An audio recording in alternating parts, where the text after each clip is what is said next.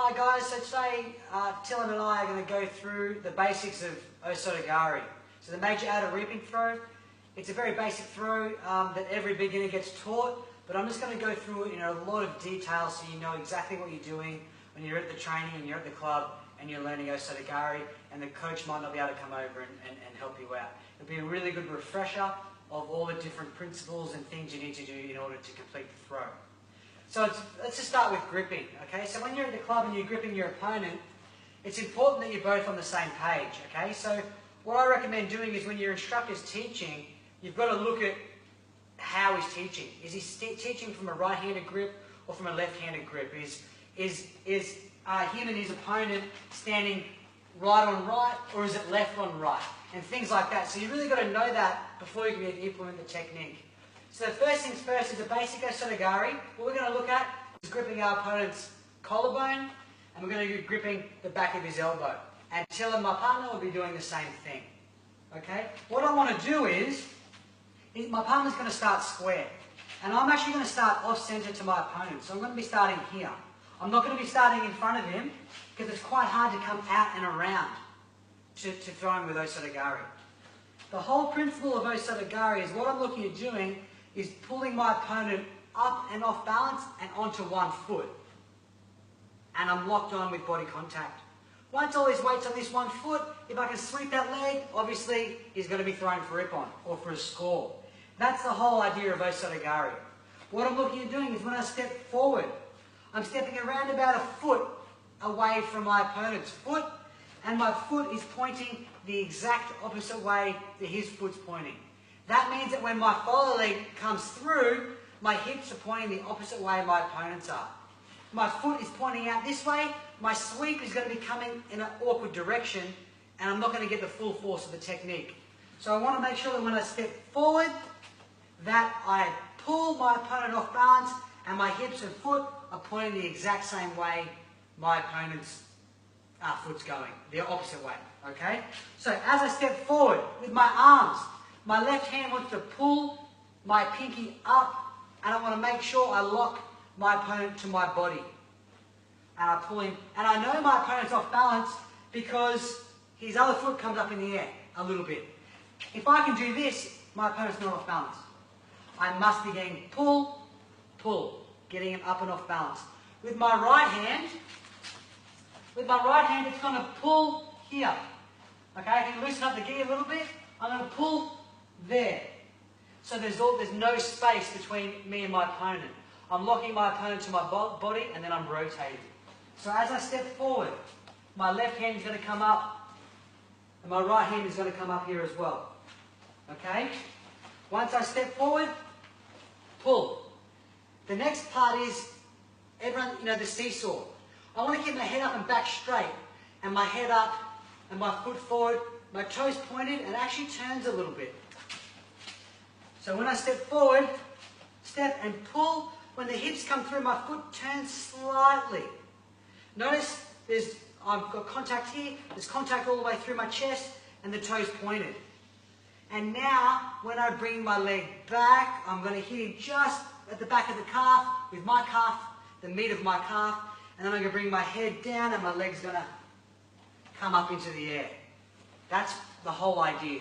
A lot of people lean the way they're trying to throw, and what happens is they do this, and they've lost the power in the seesaw of the body.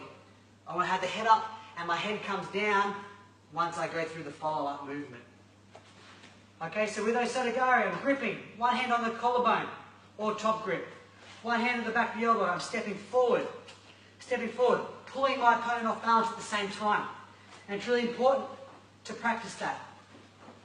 Practice that. Very important. Without position, you're not going to throw. Once he's off balance, bring this leg through and finish the technique. And I'll do some throws now so you'll be able to see. So, pull, pull, bring that leg through. Leg through. You notice you should be able to hear my foot hitting the mat. And that's what we're after. Step forward. Pull, leg through and throw. I make sure I put pressure on my opponent here. I'm supporting. My leg goes up and my head goes down. That's Osotogari. So I'll do it again, slightly different angle, stepping forward, pulling across. 2, 3, start getting the leg in there, and then throw. It's also important when you finish to stay in a position like this. If you can get good in this position, you're going to have very good judo, very good glutes and legs. A lot of people throw and then roll away, or throw and go straight like this. But you're not going to lose. So often in judo, when you're with your opponent, it's when you're stuck in this position. If you can get good at these positions and balance them, and that you'll go a long way. So with your Osotogari, make sure when you're doing it that you're pulling off balance sideways. Okay? As I step forward, I'm pulling up and off balance. Up and off balance. I'm not pulling down. I'm not pulling my opponent down. Up and off balance. Body contact, chest to chest. My right shoulder is hitting Tilan's right shoulder. Okay? We're here. There. My foot's coming through. The toe's not up. It's pointed down. There's body contact all the way through our bodies. This arm's pulling. I then sweep, head down, leg up, and we're in a good position. Now, as a partner of Osotogari, it's important that you be a good partner in judo. If you're not a good partner, no one wants to train with you, and it's hard to get the rhythm of judo. So you notice that when I throw Tilan, as a partner, he gets a grip. Thank you. You're never going to fight someone in judo that doesn't get a grip. They're going to have a grip. So the first thing Tilan does is he gets a grip. Second of all, he relaxes his arms. He's letting me come in and practice the technique. He's not stiff-arming me. He's also getting his feet at a nice distance apart. And when I come in, he's helping me out a little bit by bringing that other foot in the air and off balancing himself just a little bit. As a bad partner, sometimes they bring their feet together. And what happens is you find you might sweep and cork the back of their other leg. And that's going to hurt them a lot. And you feel bad because you've done something wrong. But really, he should have his feet a bit more separated and nice. You also notice that when I come in for the technique, Tilan doesn't lean forward on me. So he leans nicely. He's keeping his body weight in a good position. A lot of people are going to lean forward, and you're like, it's not working.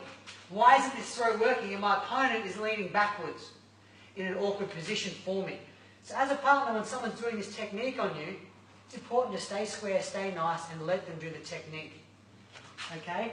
Lastly, when I throw, a lot of people, when you go to throw the Osotogari, as I come in, they start turning their body this way and stepping off the technique, and it doesn't quite work out. So as a partner, you have to become comfortable with getting thrown with Osotogari and break falling.